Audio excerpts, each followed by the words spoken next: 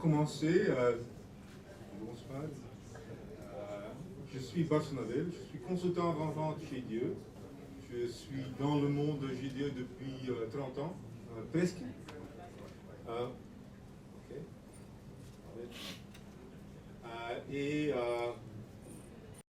J'ai fait une intermission de quelques années sur l'ERP SaaS, SM SaaS. Mais je suis revenu et je suis ravi d'être revenu dans le monde G2 depuis l'année passée, en novembre. Je vais vous parler de ce que apporte notre nouvelle version de l'ISO 2 au niveau de la expérience utilisateur, notamment tout ce qui peut être personnalisé, sans toucher de code, sans customisation, avec deux buts centraux. C'est d'abord éliminer la customisation de sorte que les clients, que vous pouvez migrer plus facilement à des nouvelles versions, ainsi qu'avoir une expérience pour l'utilisateur avec une autonomie de l'utilisateur de le faire qui lui plaît. Je ne vais pas prendre trop de slides, je vais vous montrer dans le système comment ça marche. Okay, donc, c'est ce que je dis. Donc, on a fait déjà pas mal de choses là. On a fait une personnalisation des formes.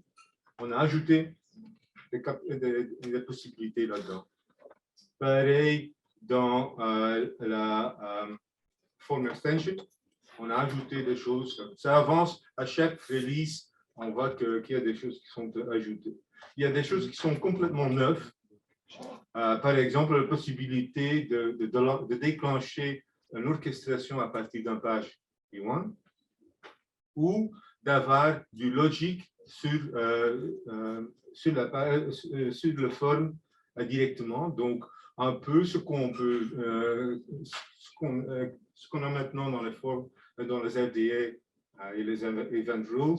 Maintenant, on en a dans un niveau UDO sans customisation. Et ça continue. Okay. C'est un peu lent, ce changement de page. Donc, on a dans les extensibilités, je parlais de 2021, je ne vais plus parler de ce qui s'est passé. Possibilité de facilement associer la description à la code. C'est toujours facile, c'est toujours utile. De voir si un champ qu'on ajoute est read-only ou même complètement caché, ce qui peut aider si le champ qu'on ajoute n'assiste que dans une orchestration, par exemple, qui ne doit pas être visible. La possibilité de changer le nombre de lignes qui est affiché dans la grille, ceci grille par grille, et de pouvoir ajouter des colonnes facilement dans les grilles. On a d'autres choses, mais ce que je vais démontrer cela. Je vais aussi démontrer après ça les logic extensions, comment on peut ajouter un peu de logique, et puis comment on peut lancer l'orchestration à partir d'une page. Et on ne s'arrête pas. Il y a pas mal de choses qui sont planifiées et qu'il y a des choses qui sont déjà réalisées aussi. Par exemple, la possibilité de utiliser des fichiers comme input et comme output, comme entrée et sortie dans le système. Bon, on est sur le système GDE et on a le cas typique. Donc, si on veut une forme qui n'est pas personnalisée, si on veut personnaliser, on clique là-dessus, on peut facilement enlever des champs si l'on veut. C'est très simple, on le fait déjà. Si on veut les reprendre, c'est bien facile aussi. Okay. Si à un moment donné, on veut prendre un champ de notre onglet, on peut faire un cut et revenir ici dedans et faire un paste. Okay. C'est très simple, c'est des choses que tout le monde peut faire très facilement. On peut aussi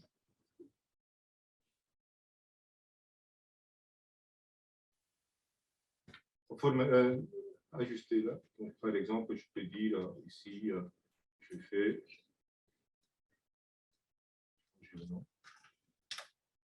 ça. On va plus tard ajouter des sorties.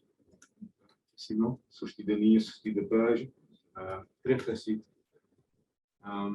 Ajouter des lignes. Donc, je peux sauvegarder. Là, je fais cela. Je ne vais pas le faire.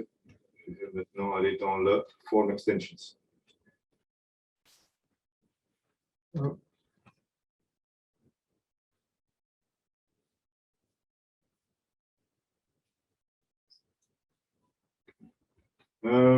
Dans les Form Extensions, je peux ajouter des champs. Je vais d'abord créer un peu de place. Je passe ça.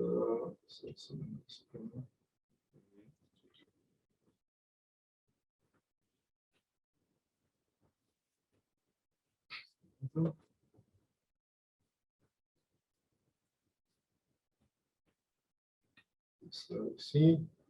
Et maintenant, je peux ajouter, je peux chercher par exemple.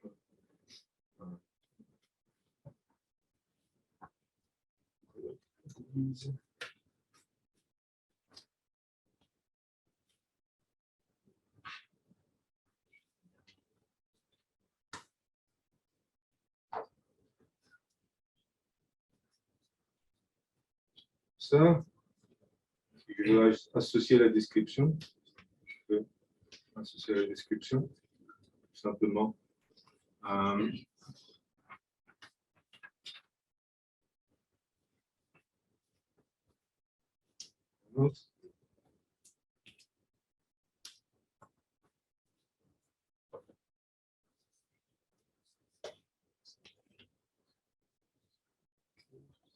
Comme ici, allez, changer un peu le libellé.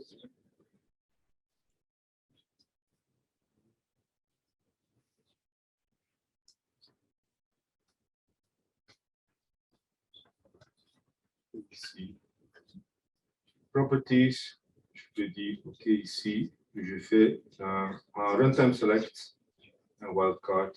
Je peux indiquer ici, c'est un montré ou pas, ou accessible ou pas. Et comme cela, je vais déjà changer ce champ-là. Je peux, dans le grid, par exemple,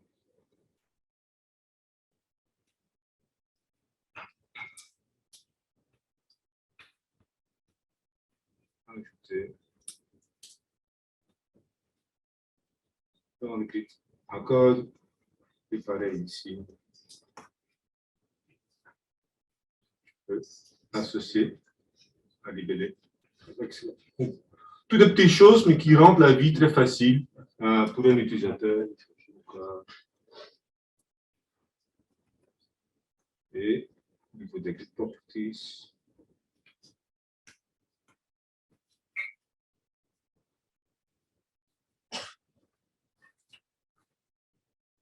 indiquer le nombre de lignes qui sont montrées par défaut.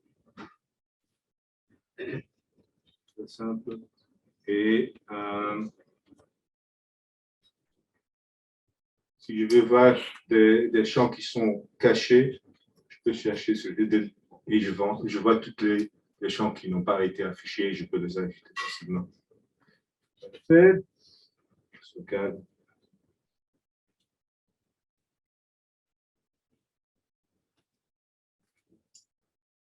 Et je peux ajouter des sorties de page, sorties de ligne. Et ajouter, par exemple, ici, un exit qui s'appelle Modus.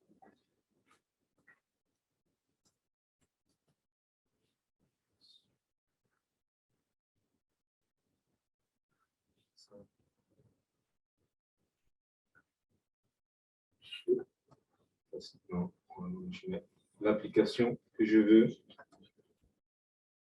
Je vais laisser par défaut. Next. Et je veux lier ça. Oh, saute. C'est différent. Donc, très facile et très simple. Regarde. Vous voyez maintenant mon écran qui a été changé. Et je peux par exemple dire que je veux tout ce qui est plus grand que. J'ai dû élargir l'écran et on va comme ça. Toutes les quantités supérieures de 1 sont là. Si je veux faire les exits, la sortie de ligne, on va se placer ici sur Open Orders. Je peux passer dedans. Tout simple. Des petits trucs qui sont là. Ce qui est plus important, c'est de pouvoir avoir une certaine logique. Je monte dedans. Et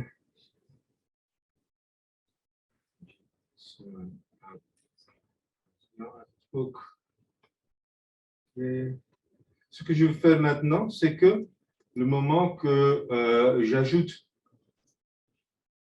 une adresse, petite logique, si c'est un employé, je prends l'adress number et je fais une concaténation avec les 3 premiers caractères de l'alphaname plus le code adresse book. C'est tout simple. Comment est-ce que je fais? Il faut pour cela utiliser l'orchestrateur. Qui n'a pas encore entendu de l'orchestrateur jusqu'à présent? OK. C'est bon.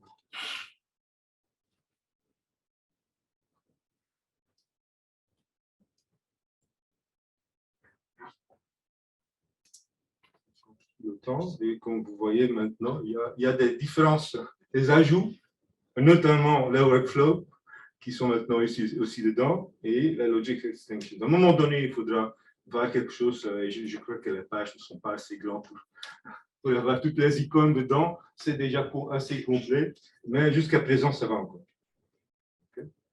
Donc, j'ai un logique, une orchestration, et on va dessiner ici. Donc, si c'est, on va démarrer ici. Si c'est un employé, on va combiner l'adresse book et l'alphaname. Sinon, on ne fait presque rien, mais on l'explique en plusieurs étapes qu'on ne fait rien. Okay. Ça, ce n'est que l'exemple. Okay.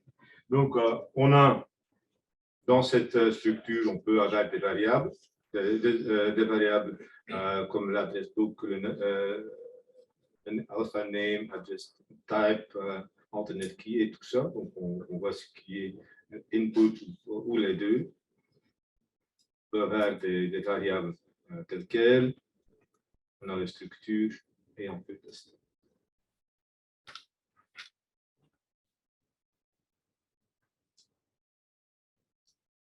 Si je veux changer ici, voilà la logique qui est dedans. C'est très simple. Alpha name, c'est le substring.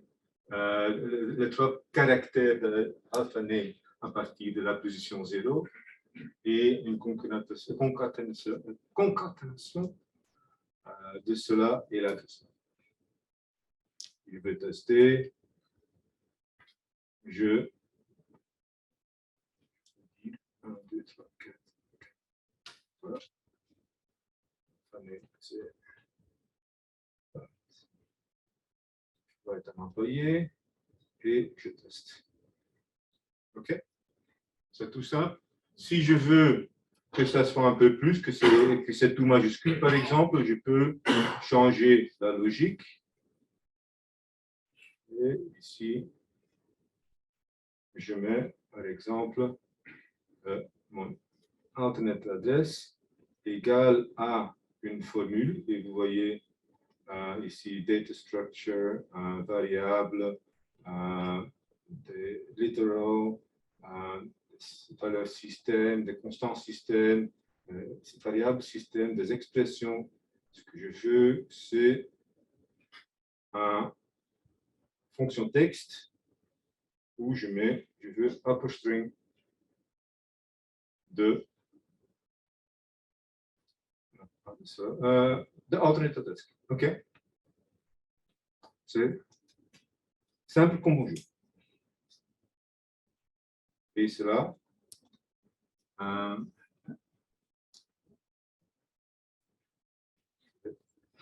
si je veux l'attacher à l'application,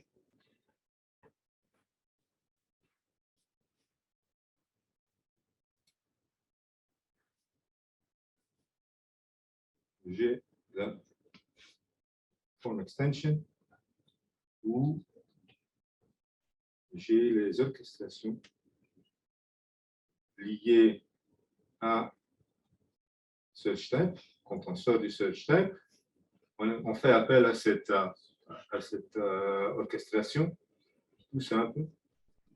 Et ça, c'est l'orchestration qu'on va utiliser. Comme input, on a cette valeur-là. Très logique. On exécute et on peut indiquer est-ce que c'est quelque chose qu'il faut exécuter avant les event rules qui sont déjà là dans l'application même ou après. On peut avoir des event rules dans les deux, mais ça ressemble beaucoup aux event rules que vous connaissez déjà si vous utilisez l'outil de développement. Okay. Et c'est tout.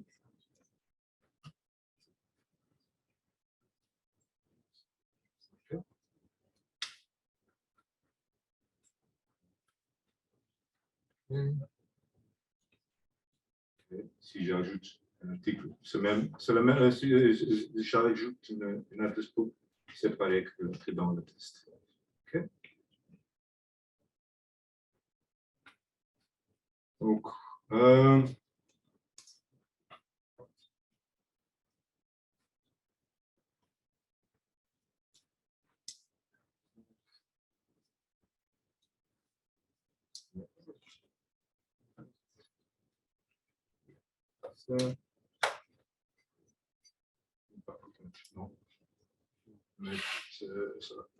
c'est tout simple.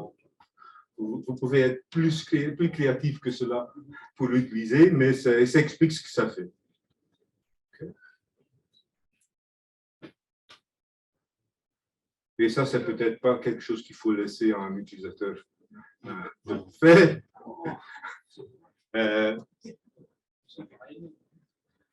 Bon, là aussi, ce sont des orchestrations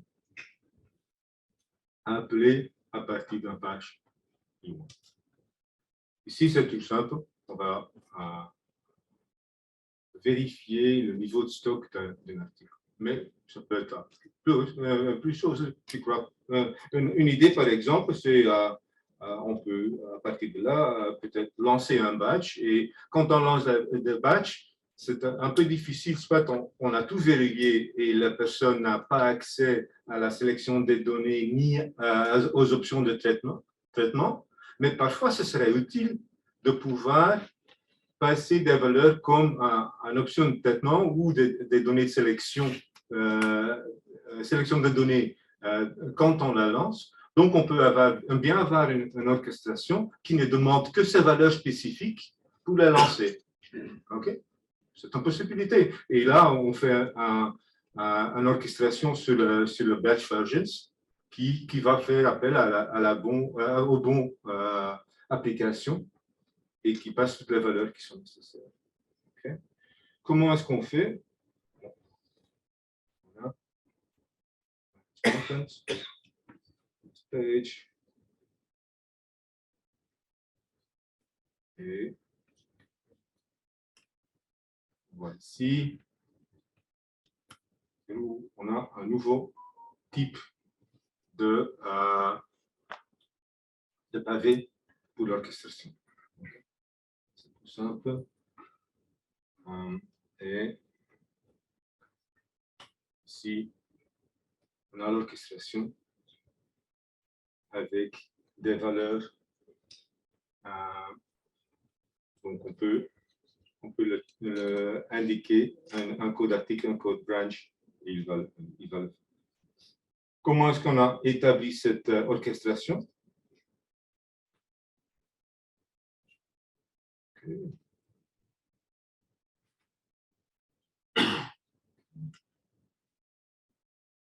J'ai mon orchestration.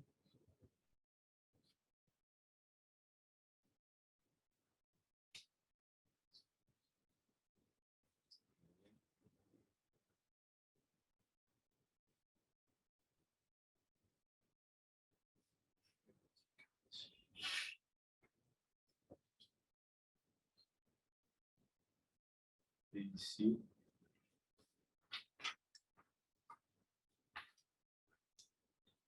on a la possibilité de passer de sortie de l'input.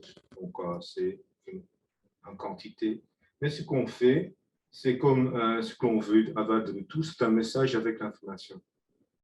Et ce message est composé comme cela, item number, dollar, d'article, disponible, dollar. C'est aussi très, très, très simple. Et je peux, de toute façon, le demo runtime et le visualiser par ici, mais si je le veux démontrer, je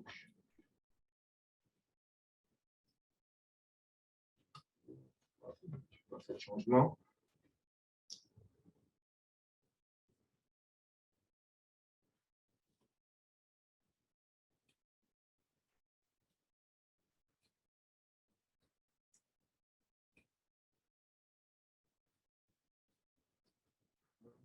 En train de cogiter.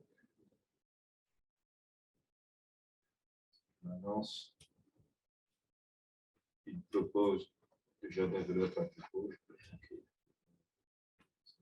Avec. Voilà.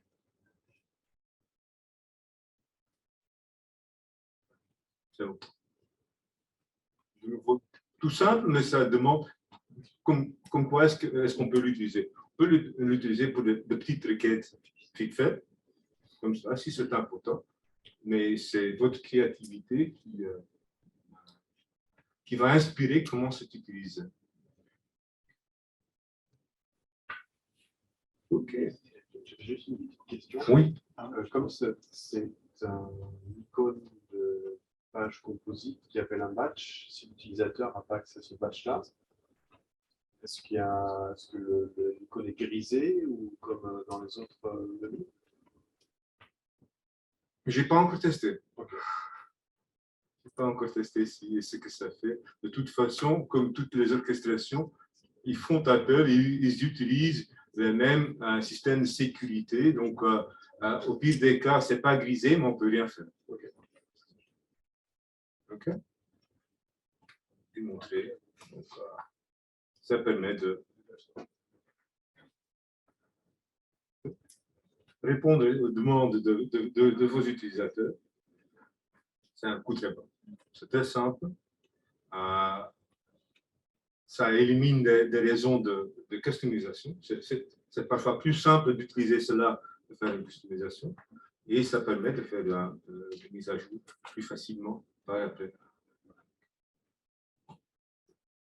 Si vous voulez en savoir plus, un seul endroit, OK, learngd.com, où il y a pas seulement la description dans le product catalogue de tout ce qui a été ajouté, mais aussi plein de vidéos, de petits cours, des instructions, des exemples de comment l'utiliser. Pas seulement sur cela, parce que de toute façon, on a ajouté des trucs dans les orchestrations, un peu partout. Toute l'information se trouve là. Des questions? Merci.